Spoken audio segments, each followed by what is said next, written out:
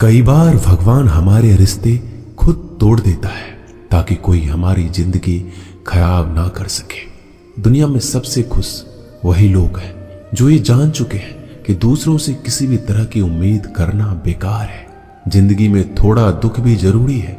हमेशा सुख ही मिलता रहेगा तो आप कभी जिंदगी में आगे नहीं बढ़ पाओगे। ये गलत सोच है इंसानों की कि एक अकेला इंसान क्या कर सकता है।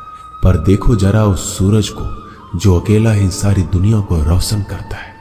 भाग्यशाली वो नहीं होते जिन्हें सब कुछ अच्छा मिलता है, बल्कि भाग्यशाली वो होते हैं जिन्हें कुछ भी मिलता है उसे वो अच्छा बना लेते हैं। गीता में लिखा है, जब इंसान की जरूरत बदल जाती है तब उसके बात करने का तरीका भी बदल जाता है। फायदा सबसे गिरी हुई चीज है, लोग उठाते ही रहते हैं। हारता वो है जो शिकायत बार बार करता है और जीतता वो है जो कोशिश 1000 बार करता है। जिस इंसान को हम बेहद प्यार करते हैं वही इंसान हमारा सबसे ज्यादा फायदा उठाता है, क्योंकि वो इंसान जानता है कि हमारी कमजोरी क्या है। इतने समझदार बनो कि किसी को माफ कर दो, लेकिन इतने बेवकूफ मत बनो कि धोखा देने वाले पर दोबारा विश्वास कर बैठो। उम्मीद मत छोड़ना, कल का दिन आज से बेहतर होगा। जिंदगी में उस लेवल तक पहुंच जाओ कि लोग आपको खोकर पछताए। जीवन में कभी भी किसी से अपनी तुलना मत कीजिए। आप जैसे हो सर्वश्रेष्ठ हो, क्योंकि ईश्वर की हर एक रचना सर्वोत्तम होती है। खुद को किसी से कम समझना ईश्वर की रचना का अपमान है। इंसान का मन ही उसका सबसे बड़ा दुश्मन और उसका सबसे बड़ा दोस्त होता है। यदि मन आपसे जीतता है तो आपका दुश्मन बन जाता है, और यदि आप मन से जीतते हो तो आपका सच्चा दोस्त बन जाता है। यदि कोई आपको नजरअंदाज करे तो बुरा मत मानना, क्योंकि लोग अक्सर अपनी हैसियत के हिसाब से चीजों को नजरअंदाज करते हैं। उन लोगों के पीछे कभी मत भागना जिन लोगों को आपकी कोई परवाह नहीं। श्री कृष्ण कहते हैं, गलती हर इंसान से होती है, लेकिन गलतियां सुधारता वही इंसान है जो दिल का साफ होता है और रिश्तों को खोना नहीं चाहता। जिंदगी का सबसे बड़ा थप्पड़ किसी से की गई उम्मीद मारती है। कभी कभी इंसान ना टूटता है ना बिखरता है, बस हार जाता है। कभी खुद से तो कभी किस्मत से तो कभी अपनों से। हर जिंदगी में खुद को समय जरूर दे, क्योंकि पहली जरूरत आप खुद है। याद रखना कि जरूरत से ज्यादा अच्छे बनोगे तो जरूरत से ज्यादा इस्तेमाल किए जाओगे। रिश्ते चाहे कितने भी बुरे हो उन्हें कभी मत तोड़ना, क्योंकि गंदा पानी प्यास बुझाने के काम नहीं आता, पर आग बुझाने के काम जरूर आता है। जमाना जब भी मुश्किलों में डाल देता है तो परमात्मा हजारों रास्ते निकाल ही देता है। विश्वास करने वाले से ज्यादा बेवकूफ विश्वास को तोड़ने वाला होता है, क्योंकि वह सिर्फ एक छोटे से स्वार्थ के लिए एक अच्छे इंसान को खो देता है।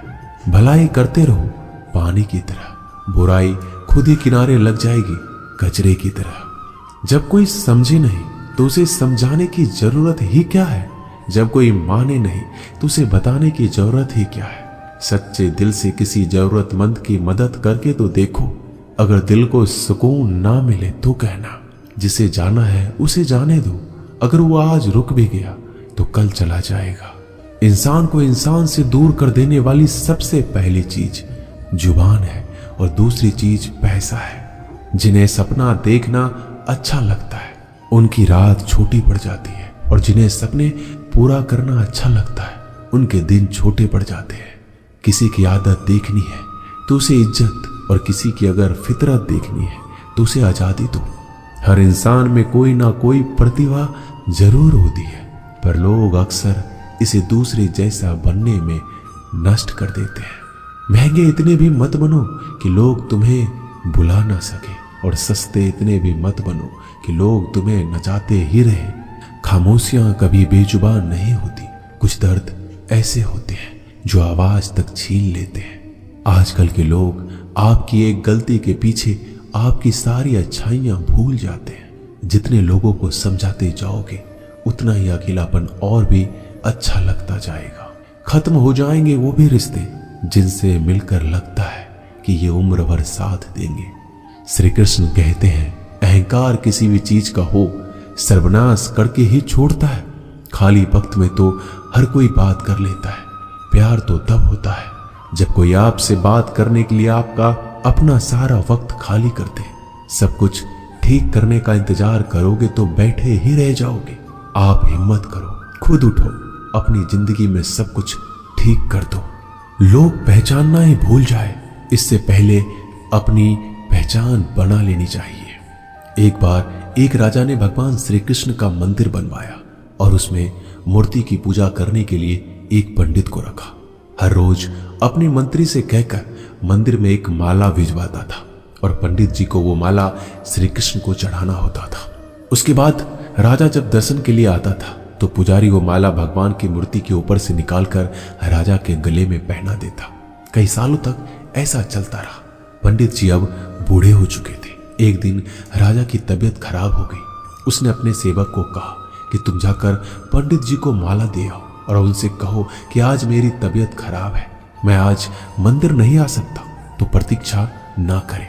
फिर राजा का सेवक वो माला लेकर पुजारी के पास गया और पूरी बात बता दी। पुजारी जी ने वो माला मूर्ति को चढ़ाई और सोचने लगे, इतने सालों से ये परंपरा चली आ रही है, लेकिन मैंने कभी भगवान का माला उतार कर खुद नहीं पहनी।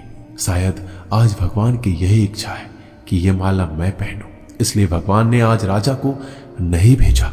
इसलिए आज अच्छा मौका है, ये माला मैं निकाल कर खुद पहन लेता हूं। फिर उस पंडित ने भगवान की मूर्ति से माला निकाल कर खुद पहन ली।